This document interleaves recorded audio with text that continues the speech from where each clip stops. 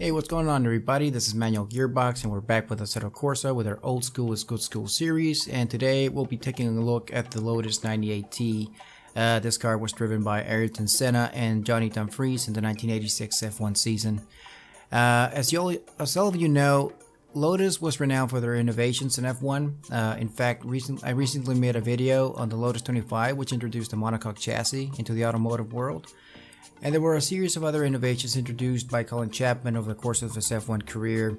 The Lotus 88 of 1981 being the latest, with its infamous double chassis, ground effect race car.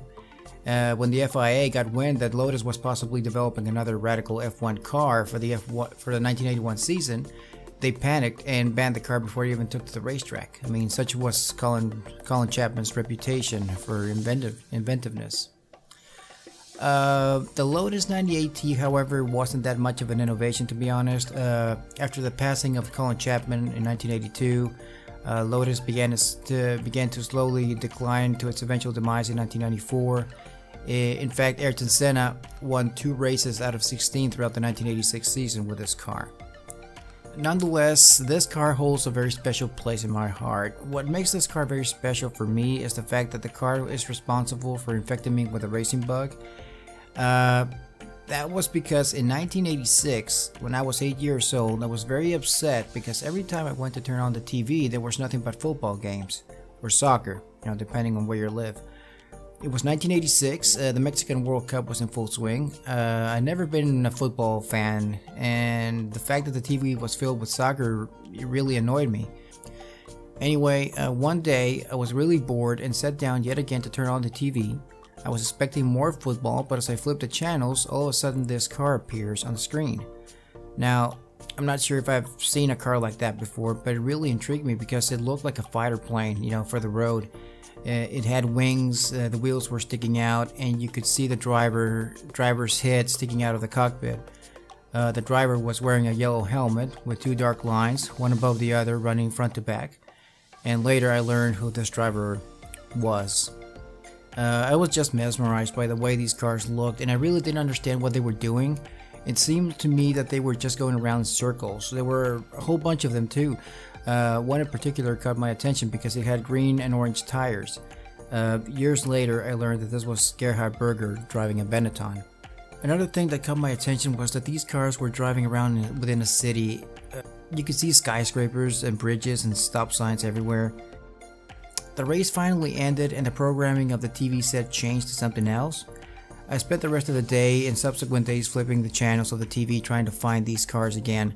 There was no internet in those days and there was no programming either, so I wasn't even aware of the name of the category, where those cars raced at. It was Formula 1 obviously, but in those days I was completely clueless. But nonetheless, this was a life-changing experience for me because it really caught my attention. I wanted to learn more about these cars. Who were these drivers? Who were they going around? Why were they going around in circles? Where can I get one of those? Being a kid, you think that when you grow up, you can just buy whatever you want. When I grow up, I want to buy a car like that. And it was a short time later that I found yet another race on TV. It was a stock car race, and this time Dad was around to explain to me the concept of motorsports. Of course, I told him that I wanted to be a race car driver, but he replied that motorsports was, quote, a sport reserved exclusively for the rich, unquote. So that was a very sad day for me, the revelation of reality. But years later, with the arrival of the internet, I made a little research about this race. I knew it took place in 1986. It was during the Mexican World Cup. It was Ayrton Senna. He was driving a Lotus, and the race took place within a city. So adding all the dots together revealed that the race was in fact the Detroit Grand Prix. Ayrton Senna won that race, his second and last victory of the season. Oh, and the race took place on June 22nd, 1986. So that was the day I caught the racing bug. How many people can say that? Okay, so going back to the Lotus 98T, this car was powered by a 1.5 liter twin turbo V6 cranking around 850 brake horsepower and racing trim. In those days, engine swapping was allowed, and back in the 1980s. They used a qualifying engine with unrestricted boost, which produced around 1200 brake horsepower. These quali engines were very unreliable, by the way, and they also used qualifying gearboxes and tires. And yet all of these components were only good for a few hot laps, after which they were rendered useless. After qualifying, they would swap everything for the racing engine, gearbox, tires, and these were good for a whole race. Okay, so I'm going to be taking this car out for a spin around the Red Bull Ring. I'm not going to be racing the car, I'm just going to be driving. And I'll be giving you guys some feedback on how the car handles, especially the turbo lag, because the turbo lag was a big thing in the 1980s. So I'll see you guys on the racetrack. Okay, so we're at the Red Bull Ring. I'm on board the Lotus 98T. I'm using a number 12 livery, which was Ayrton Senna's.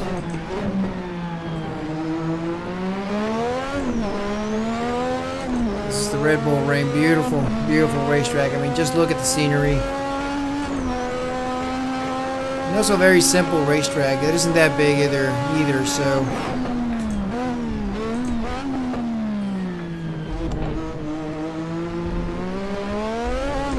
So it was part of the racetrack right there, turn 2. And you can just feel the turbo lag coming out of corners. This is turn 3 right here.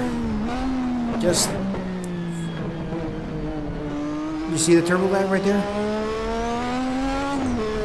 And the car just doesn't want to accelerate at all, and all of a sudden you have this gobs of torque at the rear wheels. That's when the turbo lag disappears. And a lot of drivers lose it there because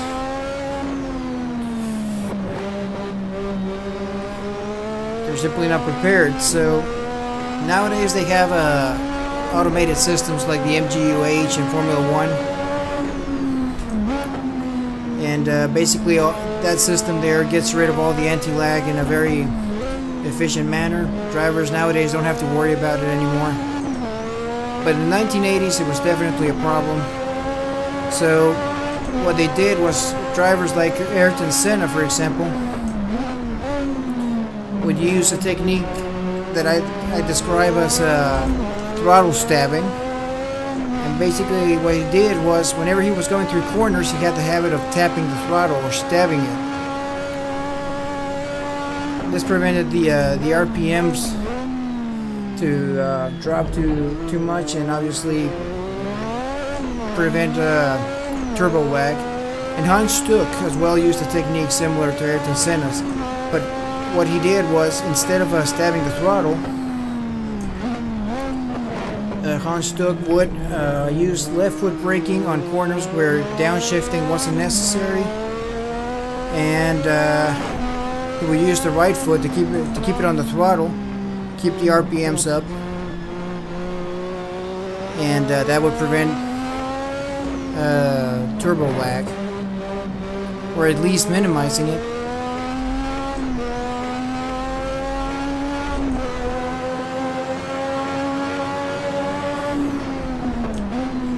Also, a little fun fact with this car is the fact that, I mean, the Lotus 98 depicted here in Assetto Corsa is actually a 6-speed, but Ayrton Senna used a 5-speed in 1986. Hewland gearboxes were using an experimental gearbox, a 6-speed. And that was Johnny Dumfries' job, to use sort of a guinea pig. He was in charge of testing the thing during races, but the 6-speed turned out to be extremely unreliable, and unfortunately for Johnny Dumfries, he actually had like, I don't know, 10 DNFs out of 16 races in 1986. Terrible season for Dumfries.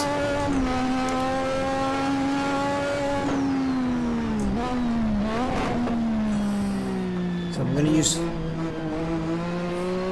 throttle stabbing here a little bit.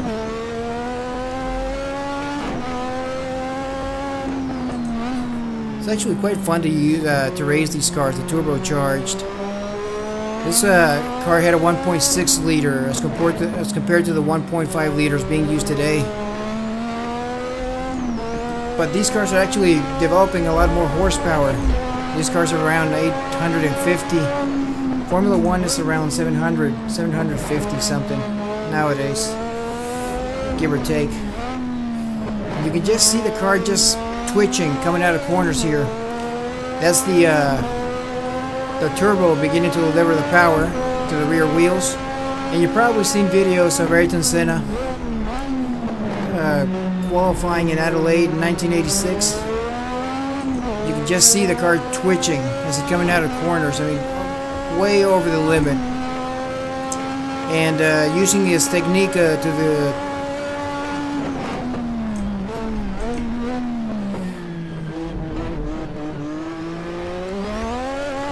using a similar technique that he's using with a throttle stabbing, you can understand why the car behaves like that. I mean, there's no... Well, there is a little bit of turbo lag, obviously, but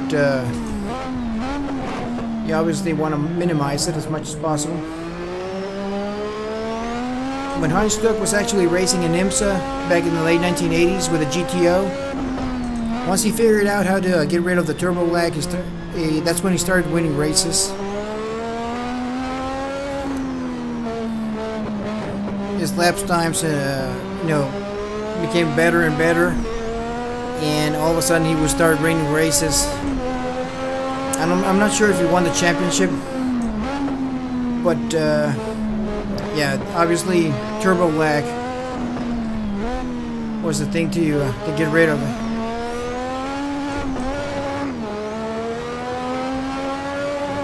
Fantastic little car, the 98. This is the car that made me a PetrolHead.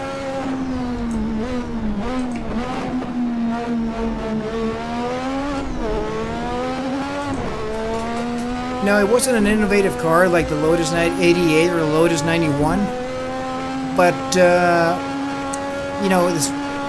despite all that,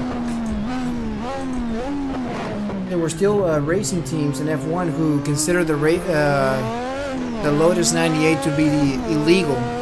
There were rumors around the paddock that the Lotus 98 was hiding something, and this kept going on for a few months until PetrolHead, which was the Lotus director in those days, issued a statement saying, "Look, if you think the car is illegal, go ahead and do a protest. If not, then just keep quiet because it's just rumors that were unfounded or anything." And it turned out to be false. I mean, the Lotus 98 wasn't hiding anything. It wasn't an illegal car. It wasn't an innovative car either. Just like the Ferrari 156 racing in 1986 as well. No different.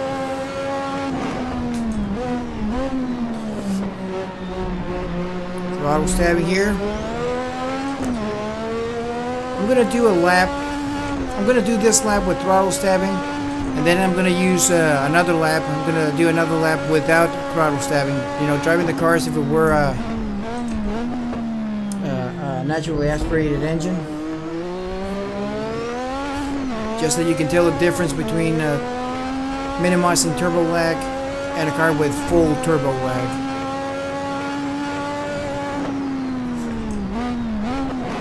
I'm also using the baseline setup. The only thing I modified was third gear. I made it a little bit taller. So I can better handle turns 4, which is this one, and this one, turn 5. Before that, I was having to go into 4th gear for only just a fraction of a second before I had to downshift.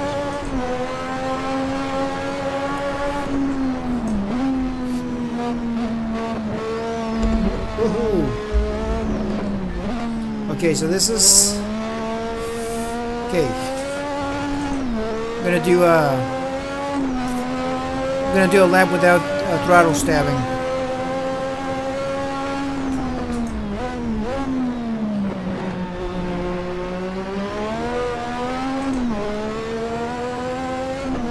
There isn't that much of a difference, but in lap times there actually is. The lap times are actually significant.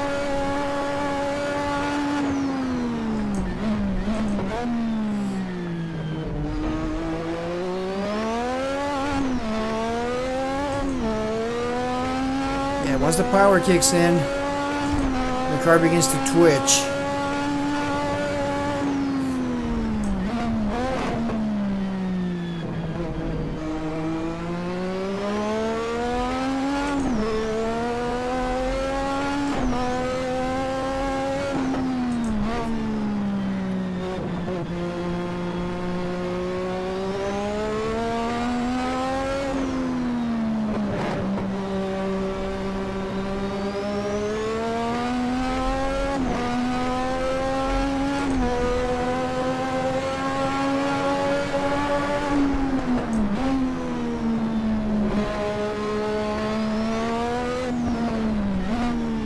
Man, love this car.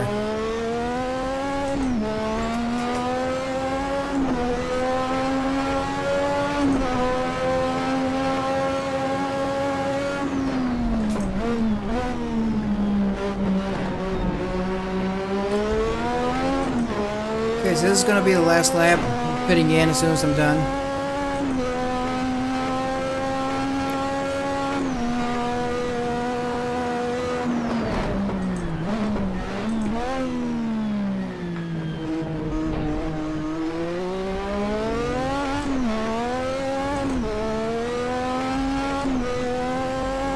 Also using normal tires. I'm not using qualifying tires or anything. A turbo boost is a 3.4 bars. I'm not going full 5 bars. Full turbo boost, which will obviously increase the horsepower to around 1200 brake horsepower. That will basically make it into a qualifying engine. But of course, doing that will just render the engine useful only for I don't know, maybe a couple of laps before it explodes. Qualifying engines were like ticking time bombs. They weren't designed for go a full racing distance. Amazing. This car with this racetrack, perfect combination. And yes, I was saying in the intro, this is the car that made me a PetrolHead. This is the car that I saw when I was 8 years old, 1986, on TV. And ever since, I've been a PetrolHead for 34 years. And I just can't get enough of it. So yeah, I hope you guys enjoyed that one. And as always, I'm going to leave a few laps of the replay. And I'll see you on the next one. Thank you for watching. Bye-bye.